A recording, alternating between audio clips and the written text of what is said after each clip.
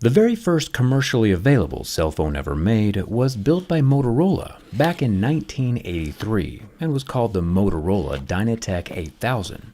It sold for $4,000. Fast forward 40 years and now we have the Motorola Razr Plus, which sells for only $1,000, and it's what we'll be durability testing today. It does a few more things than the original Dynatec, including, but not limited to, folding in half. Let's get started.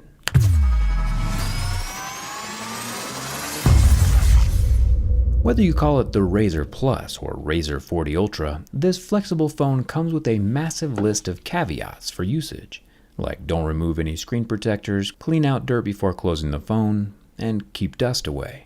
Basically, it seems like Motorola would prefer users of the Razr to tote the phone around on a velvet palanquin to prolong its fragile existence. We'll know how many of these warnings we actually need to follow by the end of my testing. At first glance, the Razr Plus looks and acts indistinguishably from the Samsung Flip 4. As it nears its fully open, unfolded stage, it springs to its 180-degree position with the two exterior glass halves of the phone touching in the center, which will hopefully give it an advantage during the bend test. If you remember, the Pixel Fold's halves did not physically meet in the center, and we all know how that turned out. The internal crease of the phone gets bowed into a teardrop shape inside of the hinge, so the screen does not get pinched too drastically, and still satisfyingly snaps shut with no gaps between the halves. The biggest change, I think, with this newest foldable from Motorola comes with a large square 1:1, 3.6-inch triple-hole punch display on the outside. This display allows for near full functionality of the phone without ever needing to flip it open. Personally, I think that people who are less addicted to technology are genuinely happier than people who are staring at their screens all day. And having a smaller screen would help the feeble human brain better withstand the corporate algorithms attempting to liquefy our gray matter. I like having the addiction-reducing access on the front while still being able to flip it open to a full-size phone when it comes time to get work done.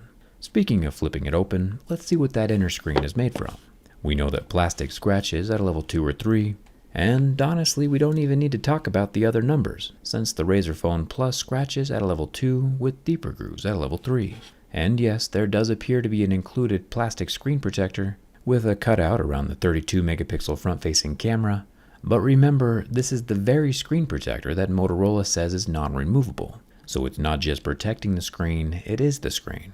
Like we expect with all folding phones, the inner screen is super soft and susceptible to damage. There is also a very thin grillless earpiece slit up at the top. Flipping the phone shut and making our way to the exterior screen, which does look rather amazing, we can work our way further up the numbers on Mohs scale of hardness to find that the outer screen scratches at a level 6 with deeper grooves at a level 7, right where we'd expect Gorilla Glass Victus to land. The exterior frame of the phone is made from 7000 series aluminum, including each individual volume button and the power button that doubles as a fingerprint scanner. Instant thumbs up for me. The top of the Razr Plus is pretty bare.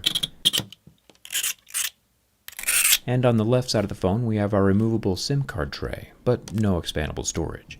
The bottom has our loudspeaker, microphone hole, and 30-watt USB-C port.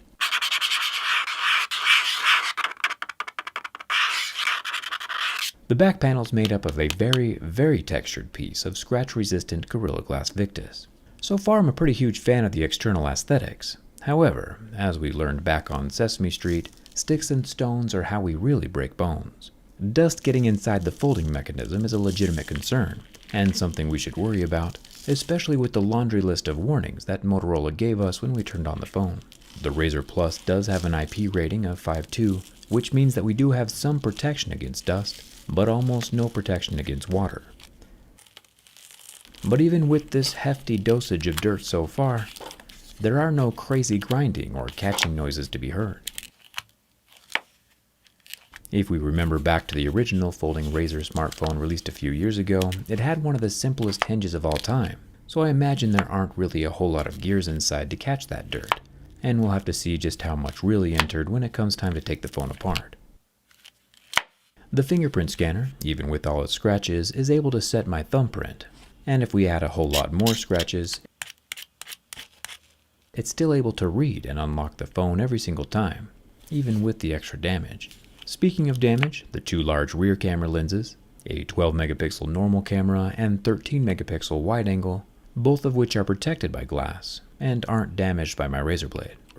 Busting out our flame on this square 144Hz exterior display, which creatively extends its pixels past the camera units, we're able to see that it lasts about 20 seconds under the heat from my lighter, before the AMOLED panel burns white and does not recover. Flipping the phone open to reveal the larger 6.9-inch 165Hz LTPO flexible display, we see that it only lasts about 6 seconds before going black and not recovering. The plastic top layer is visibly deformed, and if that's the only deformation that happens during this durability test, I'll consider it a success. But judging by the fact that the previous Razr phone did not pass my bend test, I'm exceptionally nervous to see how this Razr Plus performs. Bending the phone from the front by slamming it shut does not seem to cause any damage, even with its dust-slathered exteriors. But when bending from the back to test the structural integrity of the hinge, something really strange happens. Turns out the flexible screen is actually fine, but the non-flexing exterior screen is the thing that shatters into oblivion, which is extremely confusing. Why would this happen? Not only is it shattered, but it's also caved in. There is a hollow void behind the screen that succumbed to the pressure of my thumb and shattered inward, creating a thumb-sized concave crater. Never have we ever been able to break a screen with a single finger. Judging by the size of the void, I don't think it had as much to do with the force of me bending the phone, but more just with nothing being back there to support the glass. Glass is glass, and without proper support, it's just asking to become a $1,000 single-use fidget popper. Even with the exterior screen shattered, the Razr still bends backwards quite a ways, but the flexible screen locks out and does not crack or break on its own. The Razr Plus is still functional, just a little damaged, aren't we all? It'll be really interesting to see how big that cavern is during the teardown, so hit that subscribe button if you don't want to miss it. It's free, unlike my hobbies. Do you think we should consider the Razr Plus a fail and put it on the shelf of shame? Or, since it has a secondary backup screen inside, should we let it pass?